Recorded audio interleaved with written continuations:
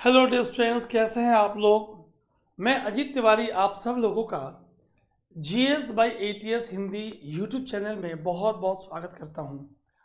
आप लोगों का बहुत बहुत धन्यवाद जो आप लोगों ने इस नए चैनल के वीडियोस पे जो आपने सपोर्ट किया। यूँ सपोर्ट बनाते रहिए आप, और हमें आपके लिए एक से बढ़ के एक ऑसम कंटेंट लेकर आते रहूँगा। तो क्या आज हम मिस्ट्री जो स्कीम की घोषणा हुई है, क्या इसके लिए हम बिल्कुल तैयार हैं? Are you ready? प्रश्न कई सारे हैं। मिस्ट्री स्कीम का संबंध किनसे है? जो मिस्ट्री स्कीम है उसका संबंध किनसे है, जिसकी घोषणा हमारे केंद्रीय बजट 2023 में हमारे वित्त मंत्री ने की। अगर इसका संबंध मैंग्रोव के वृक्षारोपण से है तो मैंग्रोव क्या है? क्या मैंग्रोव किसी एक सिंगल खास जेनेटिक ग्रुप से है, जेनेटिक समुदाय से है? क्या ये घास फूस है, झाड़ी है या पेड़ है? आप कमेंट में लिखकर बताएं। मेरे प्यारे विद्यार्थियों, भूगोल, पर्यावरण विज्ञान, प्रौद्योगिकी जैसे विषयों की सबसे बड़ी खामी ये है कि हमारे पास कंसेप्चुअल लेवल के, ठीक यहीं पे हम हिंदी माध्यम के विद्यार्थी पिछड़ जाते हैं। सामग्रियों का अभाव है। मैं इतना खुल के इसलिए कह पा रहा हूँ क्योंकि मैं इंग्लिश मीडियम में भी पिछले 15-18 सालों से पढ़ा रहा हूँ, और मैंने ये पाया कि हिंदी माध्यम में उस लेवल की जो हम अंतर्राष्ट्रीय स्तर की किताबों से कंसेप्ट निकाल के इंग्लिश माध्यम के विद्यार्थियों को पढ़ाते हैं, तो उसका हमारे हिंदी माध्यम में अभाव है। लेकिन उसी अभाव को कम करने के लिए, दूर करने का एक मेरा सार्थक प्रयास आपके लिए इस चैनल का लॉन्च करना है। आप जानते हो कि कोई कोर्स मैं सेल नहीं करता, चाहे मेरा एटीएस चैनल हो, अजीत तिवारी सर का चैनल हो, चाहे ये जीएस बाई एटीएस हिंदी है, इसमें कोई मार्केटिंग की बात नहीं हो रही है ना। तो आप निश्चिंत रहें। यहाँ पे आपसे बात किसकी हो रही है? कितनी मैं आपको उच्च स्तर के संसाधन भारत के सुदूर क्षेत्रों में, रिमोट एरिया तक मैं पहुंचा पाऊं, हमारे गांव गांव का बच्चा इस डिजिटल रिवॉल्यूशन का फायदा उठा पाए, यही हमारा सार्थक प्रयास है। हिंदी की पुस्तकों में कितने कंसेप्ट की गलतियां देखो जरा। मैंग्रोव किसी खास दशाओं में, जैसे टाइड का ज्वारीय स्तर उच्च, लवणता हाई, सैलिनिटी हाई, तापमान हाई एक्सट्रीम, ठीक, पानी का जमाव, ऑक्सीजन की कमी, लवणता की अधिकता, मडी दलदलीय क्षेत्र, इतनी कठोर दशाओं में खास किस्म के अनुकूलन वाले घास, हर्ब्स, झाड़ियां, श्रब्स और ट्री, इनका कलेक्टिव टर्म, सामूहिक नाम उपनाम ही मैंग्रोव वन है। मैंग्रोव वन उस कटिबंधीय क्षेत्रों के सदाबहार दलदली वन है। हम बोलते हैं they are evergreen tropical wetland forest. अगर मिस्ट्री की बात करें, M for mangrove, I for initiative, S for shoreline, SHORELINE, H for habitats and tangible income. अभी स्क्रीन पर दिखाऊंगा, आप बिल्कुल परेशान ना हो। ये भारत के कुल क्षेत्र का लगभग मैंग्रोव MISHTI मिस्टी कुल भारतीय भौगोलिक क्षेत्र का 0.15% कवर करते हैं। लगभग 4,975, आप मोटा मोटी 5,000 वर्ग किलोमीटर को मान लें। और भारत के कुल राज्यों में पश्चिम बंगाल के पास सर्वाधिक 42.45% मैंग्रोव वन है। यहीं पे सुंदर वन है। क्यों नाम पड़ा सुंदर वन? क्या दिखती सुंदर है? क्या मिलती सुंदरियां हैं? जी हाँ, मिलती सुंदरियां हैं। सुंदरी वन, सुंदरी ट्री, राइजोफोरा ट्री, खास किस्म के अनुकूलन वाले पेड़। मैंग्रोव एक छोटा पेड़, झाड़ी या घास फूस है जो समुद्र तट के किनारे उगता है। इसकी जड़ें अक्सर पानी के नीचे नमकीन तलछट में ही होती हैं।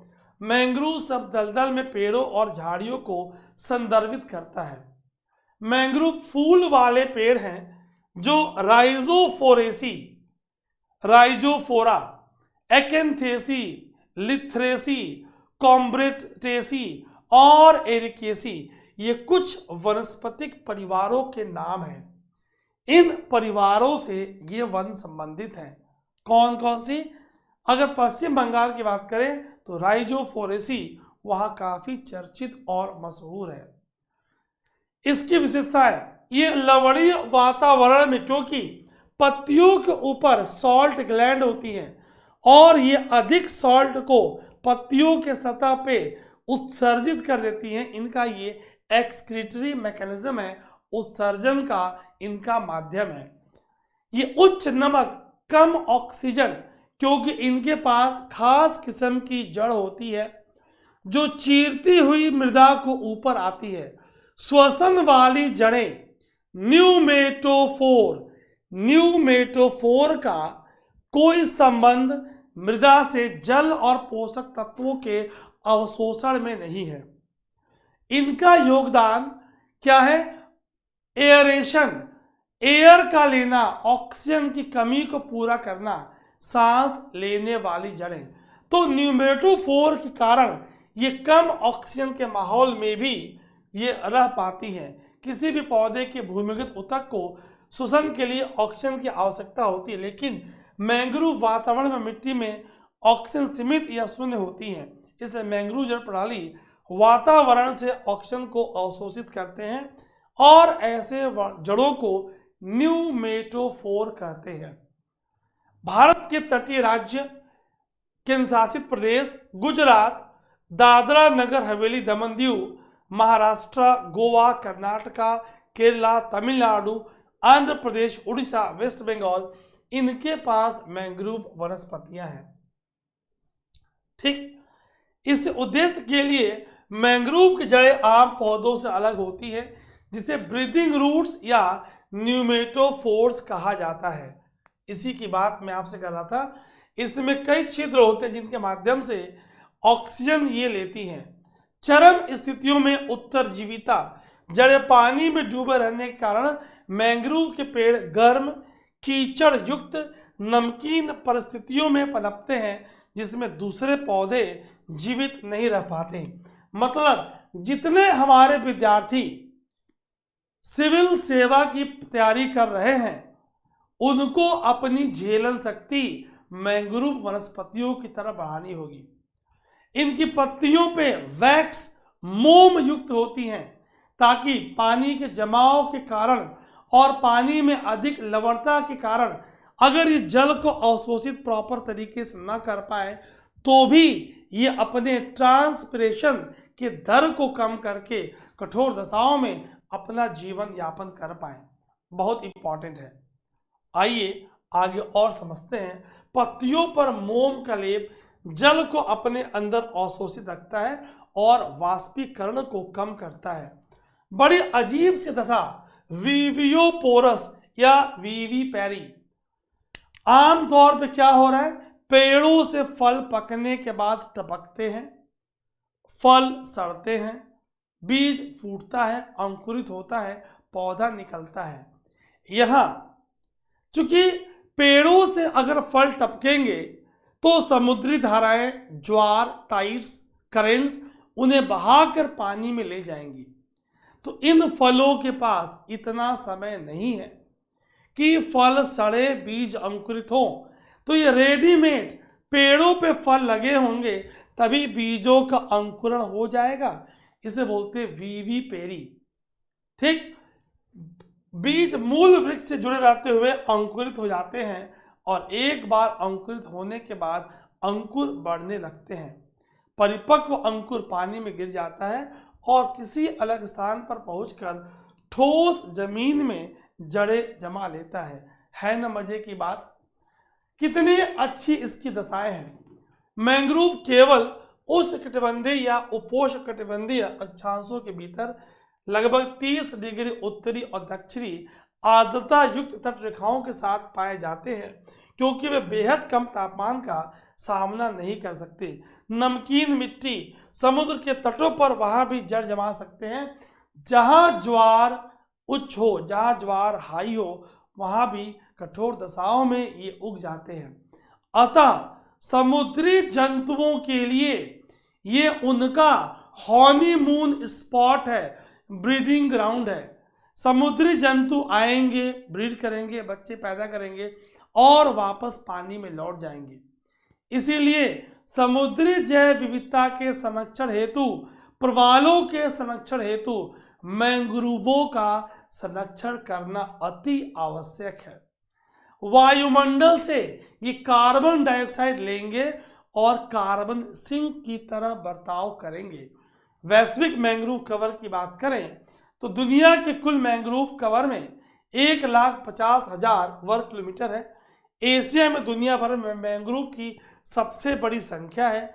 दक्षिण एशिया में दुनिया के मैंग्रोव का 6.8% हिस्सा शामिल है और दक्षिण एशिया के कुल मैंग्रोव कवर में भारत का योगदान लगभग 45% से ज़्यादा है। कुल भारत के मैंग्रोव कवर का पश्चिम बंगाल के पास 42% से ज़्यादा है। इन महत्वपूर्ण तथ्यों को समझेंगे कैसे, ये देखिए आप। जैव विविधता के संरक्षण तटीय क्षेत्रों में मृदा अपरदन को रोक रही हैं। सदाबहार वन कार्बन सिंक वायुमंडल से कार्बन लेंगी और CO2 के कंसंट्रेशन को कम करने का प्रयास करेंगी। मेरे प्यारे विद्यार्थियों, इस बात को समझेंगे। ये एक वेबसाइट आपको दिख रहा है, आप इस पर क्लिक करके आप चीज़ों को देखते रहिएगा।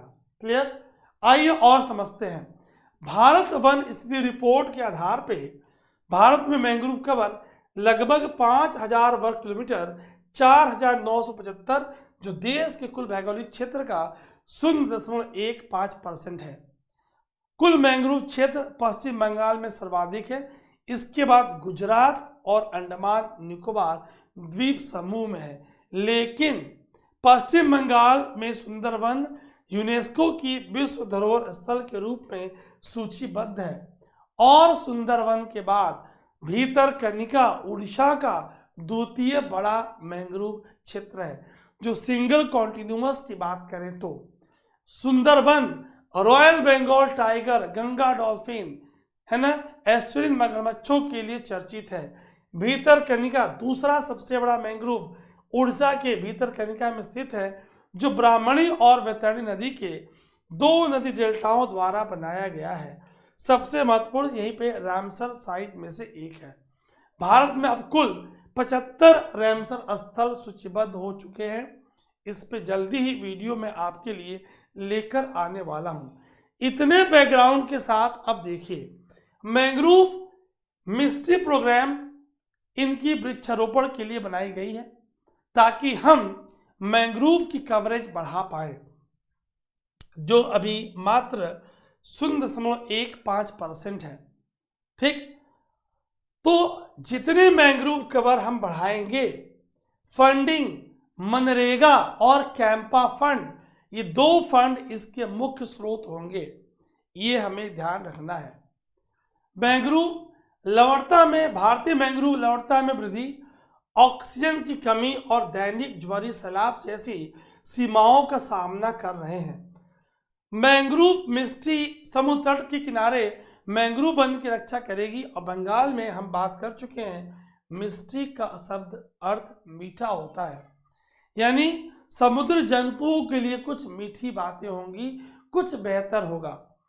ठीक, इन बातों को हमें अच्छे से समझना था, एक एक पॉइंट को ध्यान रखना था। हमने तटीय क्षेत्र के राज्यों को देखा और केंद्रीय बजट में लॉन्च की गई उद्देश्य, इस परियोजना का उद्देश्य, स्कीम का उद्देश्य समुद्र तट के किनारे मैंग्रोव वृक्षारोपण करना है और देश के तटीय इलाकों में मैंग्रोव के पौधे रोपे जाएंगे। आंध्र प्रदेश, पश्चिम बंगाल, उड़ीसा, अंडमान निकोबार, गोवा, कर्नाटक, केरला, महाराष्ट्र, तमिलनाडु में फैले हुए हैं। मैंग्रोव वनों का संरक्षण ही मिस्ट्री का मुख्य आशय है। इसके फंड की बात करें तो कैंपा फंड, मनरेगा फंड और अन्य स्रोतों को मिलाकर लागू किया जाएगा। कैंपा क्या है? Compensatory afforestation fund management and planning authority, CAMPA।